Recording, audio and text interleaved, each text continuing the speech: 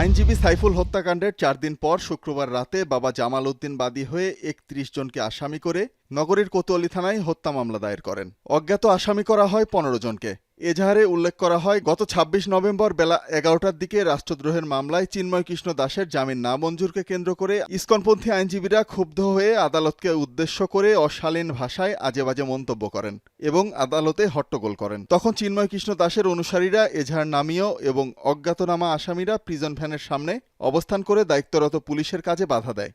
এজাহারে ছাত্রলীগ, যুবলীগ ও আওয়ামী লীগের ইন্ধনে আসামিরা সাইফুল ইসলামকে হত্যা করেছে বলে অভিযোগ করেন বাদী। চন্দন দাস মামলার ১ নম্বর আসামি। এছাড়া আদালত প্রাঙ্গণে আইনজীবীদের উপর হামলা ভাঙচুরের অভিযোগে ১১৬ জনের বিরুদ্ধে সাইফুলের ভাই আরও একটি মামলা দায়ের করেছেন। ঘটনার ভিডিও ও স্থিরচিত্র দেখে আসামিদের নাম ঠিকানা সংগ্রহ করে থানায় গিয়ে এজাহার দায়ের করতে বিলম্ব হয়েছে উল্লেখ করেন এজাহারে। এর আগে নৃশংস এই হত্যাকাণ্ডের ঘটনায় পুলিশ বাদী হয়ে ৩টি মামলা দায়ের করে, যেখানে ৭৭ জনের নাম উল্লেখ করা হয়। অজ্ঞাত আসামি করা হয় ১৪০০ জনকে। এ হত্যাকাণ্ডের ঘটনায় এখন পর্যন্ত ৫টি মামলা হয়েছে, যেখানে ৩৯ জনকে গ্রেপ্তার করেছে পুলিশ, যাদের ৯ জন সরাসরি হত্যাকাণ্ডের সাথে জড়িত দাবি পুলিশের।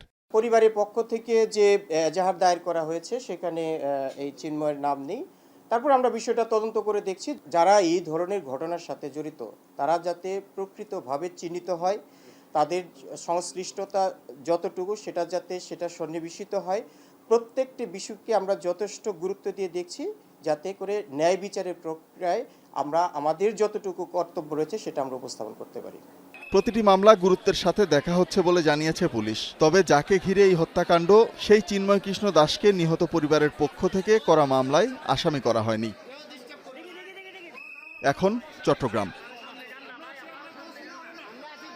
শিয়া বাটার ও ভিটামিন ই সমৃদ্ধ lily glam beauty soap. Lily, always beautiful.